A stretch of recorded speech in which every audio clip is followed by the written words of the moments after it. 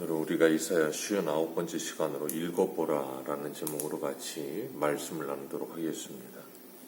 오늘 말씀은 하나님께서 열국에 대하여 심판하실 것을 예언하신 내용입니다. 하나님께서 온 우주의 심판을 말씀하시면서 세계와 세계에서 나는 모든 것이여 하나님의 말씀을 들으라 라고 말씀하십니다. 성경은 믿는 자들에게뿐 아니라 하나님께서 믿지 않는 자들에게도 하나님의 말씀으로 주신 메시지입니다.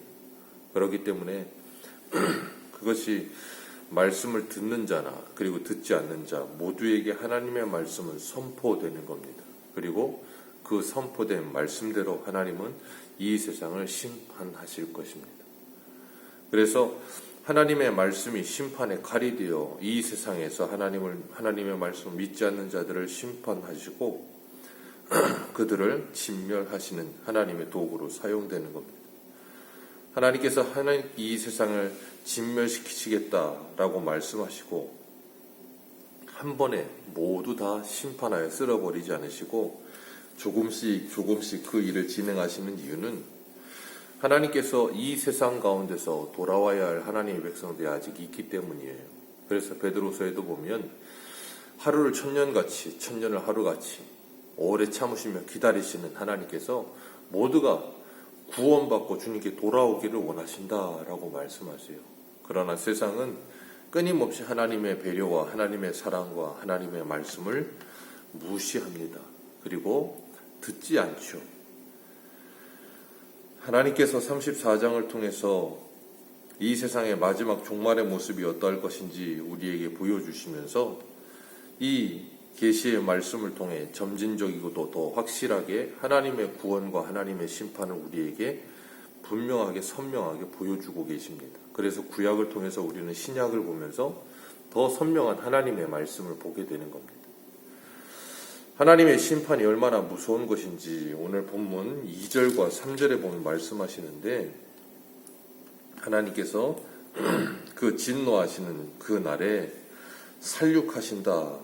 그리고 그들을 철저하게 하나도 남김없이 진멸하신다라고 말씀하세요.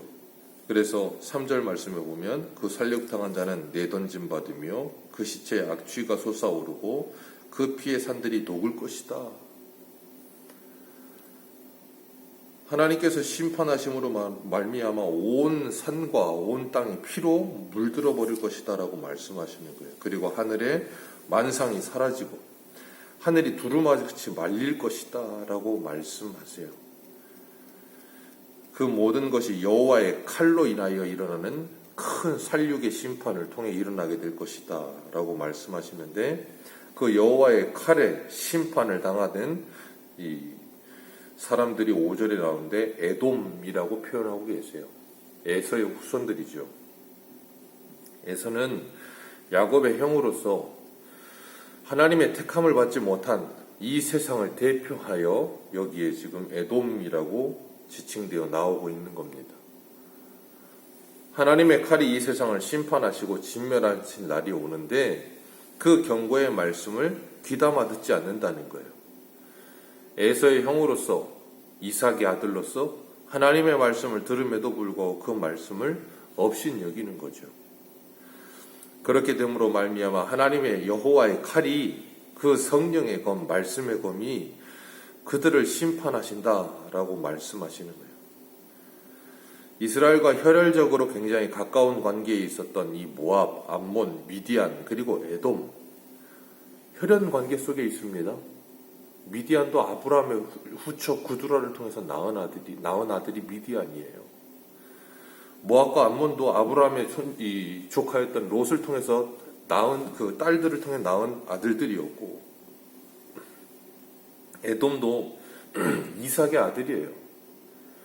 그러니까 전부 다 아브라함을 통해서 낳은 다 혈족들이에요. 그렇기 때문에 그들도 얼마든지 하나님의 말씀을 들을 수 있는 기회가 있었고 얼마든지 그 말씀을 듣고 하나님의 말씀을 따를 수 있는 기회도 열려 있었어요. 그러나 그들은 하나님의 말씀을 듣지 않는 겁니다. 마치 사무엘상에 보면 엘리 제사장의 두 아들 홈리와 비느하스처럼 불량자라 여호와를 알지 아니하더라. 제사장의 아들이었고 제사장이었습니다. 그럼에도 불구하고 하나님을 알려 하지 않아요. 하나님을 오히려 대적하는 삶을 사는 겁니다. 지난주 금요일 날도 말씀을 드렸던 것처럼 스스로가 팔리는 거예요. 그리로. 자기 스스로가 자기 자신을 그리로 던지는 겁니다. 그렇기 때문에 하나님의 심판의 칼이 그들을 심판하시는 겁니다. 그러나 여호와의 칼은 오늘 본문 5절과 6절에도 나오지만 이 여호와의 칼은 그렇게 심판의 칼날로 사용되기도 하지만 하나님의 백성들에게는 심판의 칼이 아니라 수술용 도구 메스처럼 사용되기도 해요. 그래서 우리 안에 있는 죄와 모든 악한 것들을 도려내는 겁니다. 그래서 히브리서 4장 12절의 말씀처럼 하나님의 말씀을 살았고 운동력이 있어 좌우의 날선 어떤 검보다도 예리하여 우리의 혼과 영과 골수를 찔러 쪼개기까지 하며 마음과 생각과 뜻을 감찰하시느니라. 우리의 관절과 골수까지도 찔러 쪼개신다. 우리 안에 있는 모든 죄악된 것들을 다 제거해 내신다라고 말씀하시는 거예요. 그렇기 때문에 하나님의 말씀이 우리에게 찾아올 때마다 우리는 그 말씀을 통하여 회개하게 되어 있는 것이고 우리의 모습을 보며 하나님 앞에 엎드리게 되어 있고 하나님의 은혜를 구하게 되어 있는 것입니다. 우리 주변에도 보면 이런 에돔과 같은 사람들이 있어요. 내 가정 안에도 믿지 않는 사람들, 아무리 하나님의 말씀을 전해도 믿지 않는 사람들이 있어요. 나 같으면 그렇게까지 복음을 전하면 한 번이라도 한번 교회에 와볼 텐데 끝까지 오질 않아요. 그런 사람들이 얼마든지 있습니다. 그러나 우리는 그들에게 하나님의 말씀을 증거해야 될 사명을 가진 사람들이에요. 그래서 그들이 듣든지 아니 듣든지 끊임없이 그들에게 하나님의 말씀을 전하는 거예요. 하나님께서 에돔을 심판하시면 그곳이 짐승들의 처소가 될 것이다 라고 말씀하세요. 그래서 오늘 11절에서 15절에 보면 짐승들이 에돔에 거하게 되기에 심판으로 항모한 곳이 되어서 사람이 살지 못하는 곳이 될 것이다. 하나님 그렇게 말씀하세요. 그러시면서 하나님께서 11절에 이렇게 말씀하세요. 11절에서 15절에 보면 그 짐승들이 사는 곳이 되어진다라고 하나님께서 말씀하셨는데 그때가 언제 되는가 하면 8절 말씀에 여호와께서 보복하시는 날에 시온의 송사를 위해 신원하시는 그날에 이런 일들이 일어나게 될 것이다. 하나님께서 말씀하세요. 그 말은 뭐냐면 하나님의 백성들이 열방에 의해서 고통을 당하고 괴로움을 당하고 슬픔을 당하는 그런 일들이 있는데 하나님께서 그 열방을 심판하시는 그날에 하나님의 백성들 안에 응어리지고 눈물 흘리고 괴로워하던 그 모든 것들이 다 제거되어지고 그리고 그들을 괴롭게 하던 열방들은 그 일로 인하여 심판을 받게 되어질 것이다 라고 말씀하시는 거예요. 그러니까 하나님의 심판과 성도의 구원은 함께 가는 겁니다. 우리가 이 세상 가운데서도 어떤 사람들을 왕따하거나 괴롭게 하거나 직장에서도 집단 따돌림을 하거나 그런 일들이 일어나는 걸 보면 피해자들이 얼마나 고통을 당합니까?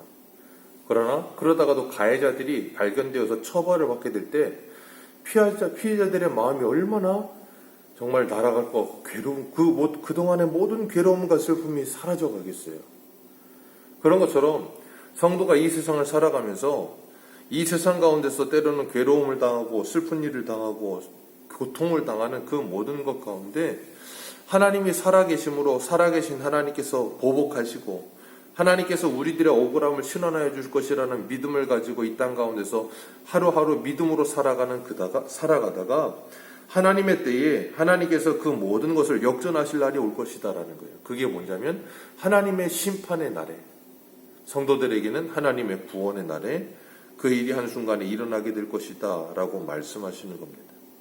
그러면서 16절에 뭐라 그러냐면 너희는 여호와의 책을 찾아서 읽어보아라.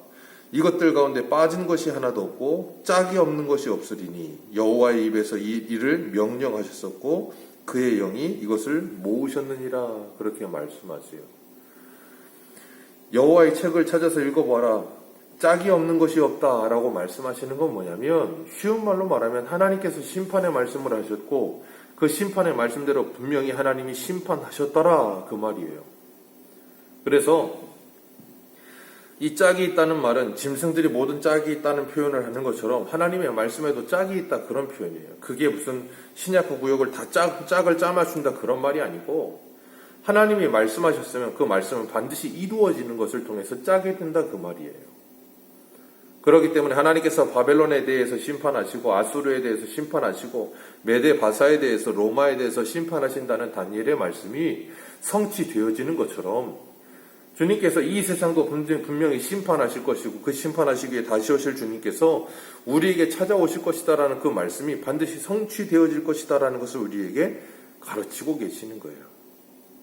그런 의미에서 짝이 있다라고 말씀하시는 겁니다. 다윗이 사울을 향하여 칼을 들지 않고 그가 사울을 스스로가 심판하지 않고 내버려둬요. 그리고 하나님께서 사울을 심판하십니다. 그렇게 되기까지 그가 사울을 통해서 고통당하고 괴로움을 당하는 그 모든 것들을 참아내죠. 그런데 하나님께서 사울을 심판할 땐 한순간에 심판하세요. 오늘도 우리가 이 세상을 살아가면서 이 세상 가운데서 하나님의 말씀으로 살아간다는 것 그렇게 쉬운 일은 아닙니다. 믿음을 지키며 산다는 것 그렇게 쉬운 일 아니에요. 그러나 하나님께서 분명히 말씀하셨어요. 이 세상은 심판이 있다. 그리고 그 심판은 곧 이르게 될 것이다 라고 말씀하시면서 우리들에게 그런 심판의 날이 찾아올 때에 그 심판이 우리에게 분명히 있다는 것을 기억하며 주님께서 이 세상을 심판하실 그날에 우리를 구원하실 것임을 잊지 말고 기억하면서 믿음으로 살아가라는 거예요. 그래서 9절 말씀 같이 읽습니다. 9절과 10절입니다. 시작.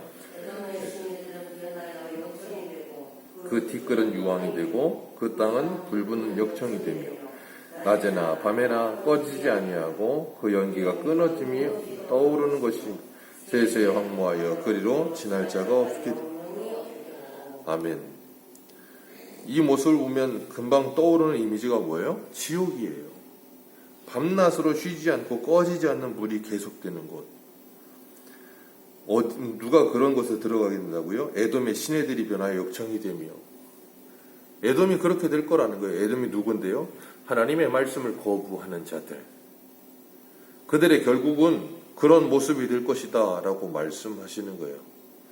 그 고통이 얼마나 큰지 예수님께서는 마태복음 5장 29절 30절에 보면 만일 내 오른 눈이 너를 실족하게 하거든 빼어버리라. 내 백체 중에 하나가 없어지고 온몸이 지옥에 던지우지 않는 것이 유익하며 만일 내 오른손이 너를 실족하게 하거든 찍어버리라. 내 백체 중에 하나가 없어지고 온몸이 지옥에 던지우지 않는 것이 유익하니라. 지옥에 들어가서 고통을 당하는 것이 얼마나 고통스럽고 괴로우면 눈을 뽑고 손을 잘라서라도 그곳은 가지 말아라 라고 말씀하시겠어요. 하나님께서 예언하시되 그 예언하심이 성취되어지는 것을 우리가 말씀을 통해 읽으며 분명히 보고 확인을 하고 그리고 뭐 하는가 하면 그 하나님의 말씀을 의지하며 오늘을 살아가라 라고 말씀하시는 거예요. 그런데 오늘날의 현대인들은 하나님의 말씀을 읽지 않지요. 주님께서 이사야에게 말씀하셨던 것처럼 무식한 자에게 하나님의 말씀을 읽으라 했더니 나는 무식하여 읽지 못한다 하며 지혜로운 자에게 읽으라고 했더니 인봉하여 읽지 못한다 하고 누구에게든 하나님의 말씀을 주어도 핑계를 대며 읽지 않는다는 거예요. 말씀과 상관없는 것처럼 살아가는 거예요. 그리고 주님께서 우리들에게 분명히 말씀하세요. 너희들은 여호와의 책을 찾아서 읽어보아라. 분명하게 읽어보고 그 하나님의 심판이 분명히 이루어졌다는 것을 너희들이 분명히 기억하면서 하나님께서 분명히 다시 오실 때 이 세상을 심판하실 것임을 잊지 말고 분명하게 기억하라. 그리고 오늘을 하나님의 자녀답게 살아가라. 오늘을 살아가면서 믿음으로 산다는 것이 때로는 괴롭기도 하고 힘들기도 하겠지만 기억하라. 하나님께서 너희들을 고통스럽게 하고 괴롭게 하는 그 모든 이들을 여호와의 칼로 심판하실 날이 곧 임할 것이다. 그때 하나님이 우리를 신원하시며 그때 하나님께서 우리를 대신하여 보복하여 주실 것이라. 그 날을 기억하고 오늘도 이 땅 가운데서 믿음으로 승리하는 저와 여러분들 되시기를 주님의 이름으로 축복합니다. 기도하겠습니다.